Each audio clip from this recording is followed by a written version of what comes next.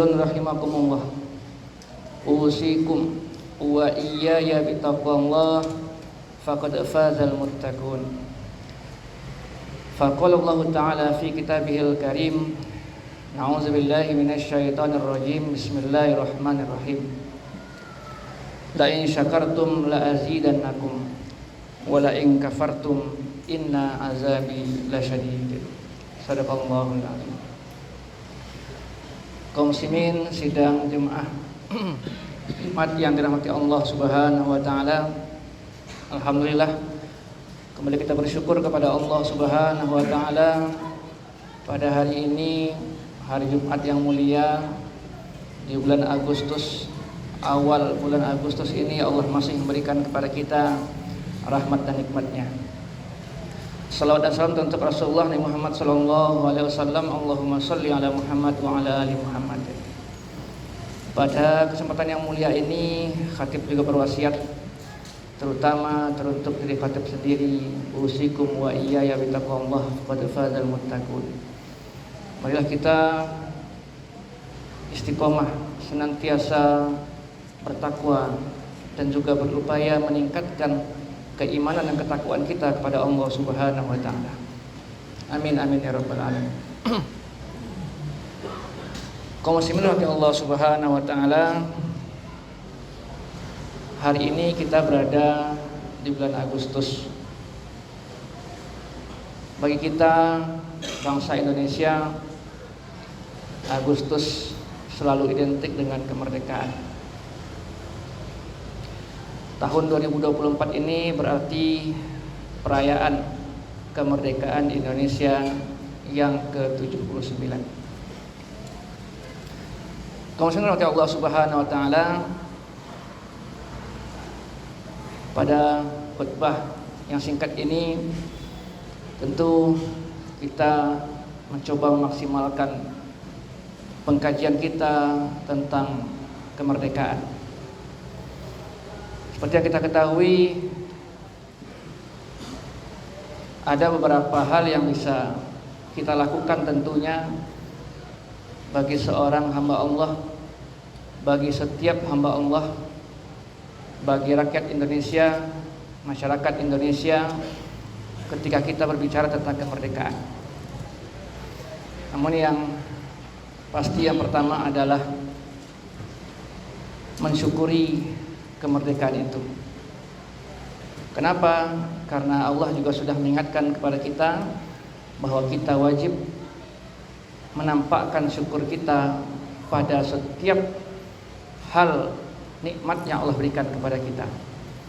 Bahkan bagi yang tidak bersyukur terhadap apa yang Allah berikan kepada mereka, maka Allah ingatkan kepada mereka, ingatlah, na'udzubillahi minasyaitonir rajim, la in syakartum la azidannakum wa la in kafartum inna azabi lasyadid. Siapa yang bersyukur kepada Allah terhadap nikmat yang Allah berikan kepada dia, maka dengan syukurnya itu akan Allah tambahkan kepada dia nikmatnya itu. Wa la in kafartum, sementara bagi yang kufur, yang tidak mau bersyukur kepada Allah dengan nikmat yang Allah berikan, maka ingatlah bahwasanya azab Allah sangatlah pedih. Kaum muslimin Allah Subhanahu wa taala, kata para ulama, siapa yang tidak bisa bersyukur dengan yang sedikit, bagaimana dia akan bersyukur dengan yang banyak?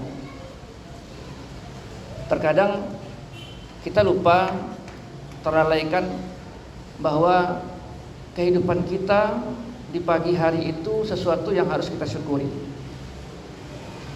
Karena kita pernah bertemu dan menemukan ada manusia, hamba Allah, yang ketika tertidur di malam hari, paginya tidak bangun-bangun. Dan karena kita kebiasaan bangun selalu pagi, sudah 30 tahun, 40 tahun, 50 tahun, biasanya ketika tidur ya insya Allah besok pagi bangun, kita lupa bersyukur di pagi hari dikala kita dibangunkan oleh Allah Subhanahu wa taala.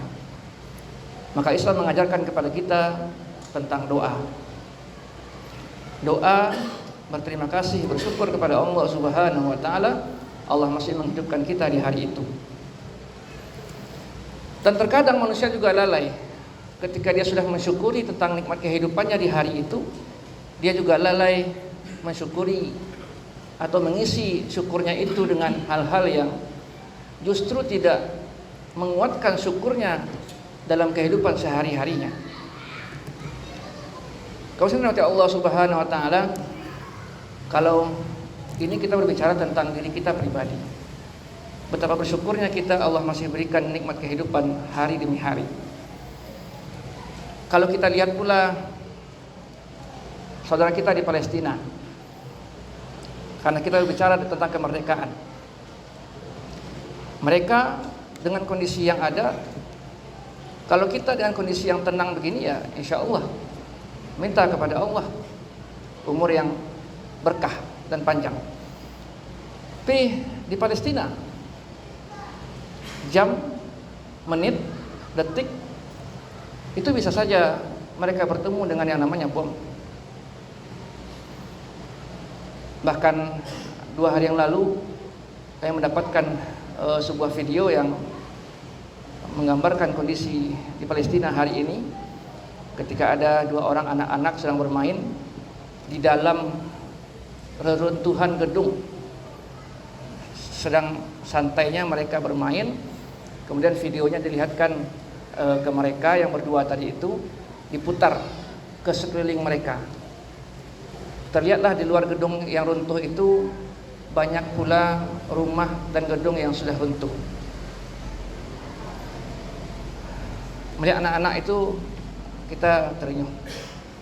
Kalau misalnya nanti Allah Subhanahu wa taala, maka sungguh nikmat kehidupan kita secara pribadi dan nikmat kemerdekaan Indonesia ini, maka tentu harusnya kita syukuri.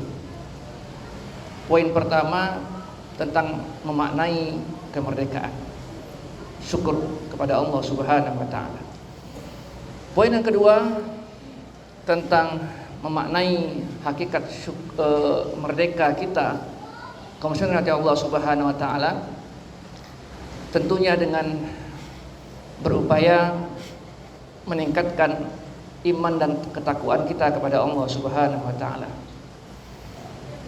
Allah juga sudah mengingatkan kepada kita. Na'udzubillahi minasyaitonir rajim.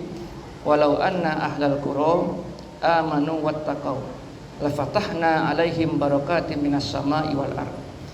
Walakin kazzabu fa akhadnahum bima kanu yakzibun.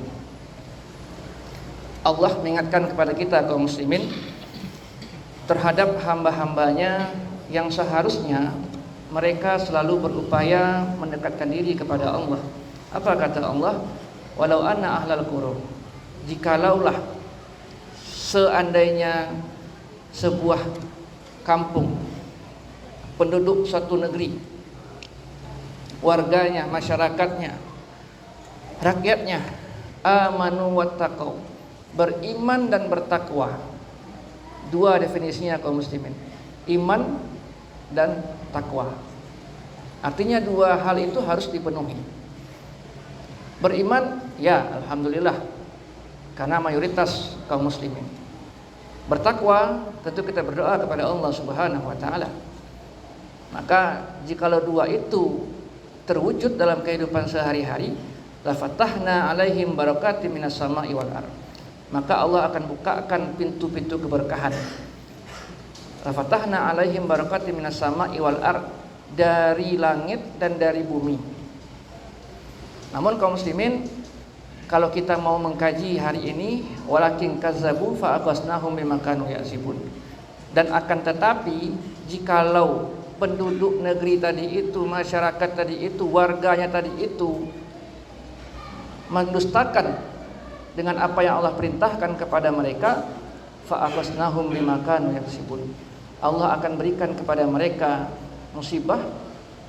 Mungkin itu ujian bagi orang-orang yang beriman, musibah bagi orang-orang yang maksiat, karena ulah perbuatan mereka. Maka poin kedua, bagaimana kita berusaha mengisi kemerdekaan kita hari ini adalah dengan berusaha kita semua kaum muslimin meningkatkan keimanan dan ketakwaan kepada Allah, dengan harapan Allah berikan keberkahan kepada kita. Kita tidak akan bicara tentang bencana politik Indonesia 2030. Kita tidak akan bicara tentang potensi Indonesia emas 2045. Tapi itu semua berangkat dari walau anna ahlal qura amanu wattaqau. Kalau seandainya mereka beriman dan bertakwa kepada Allah Subhanahu wa taala, pasti akan Allah berikan. Karena pada hakikatnya semua itu Allah yang memberikan. Allah yang akan menghadirkan. Allah yang akan menyiapkan skenario bagaimana Indonesia itu bisa berada dalam keberkahan. Tentu keberkahan dalam artian secara agama kita, tentu insya Allah keberkahan dunia dan akhirat. Maka kaum muslimin Allah Subhanahu wa taala, kalau hari ini kita juga berbicara tentang kemerdekaan, ada satu hal yang mesti kita tekankan juga tentang definisi kemerdekaan. Berbicara kemerdekaan kaum muslimin dalam kajian akademik, maka ada yang berpendapat bahwasanya merdeka itu adalah bebas secara totalitas. Dan ada yang mendefinisikan merdeka itu adalah bebas tetap dalam aturan yang ada, aturan Allah Subhanahu wa taala.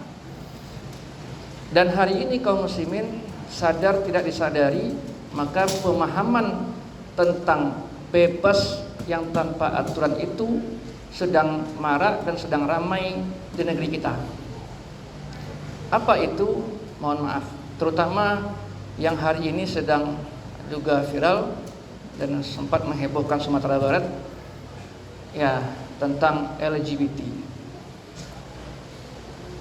Itu berangkat dari definisi bebas.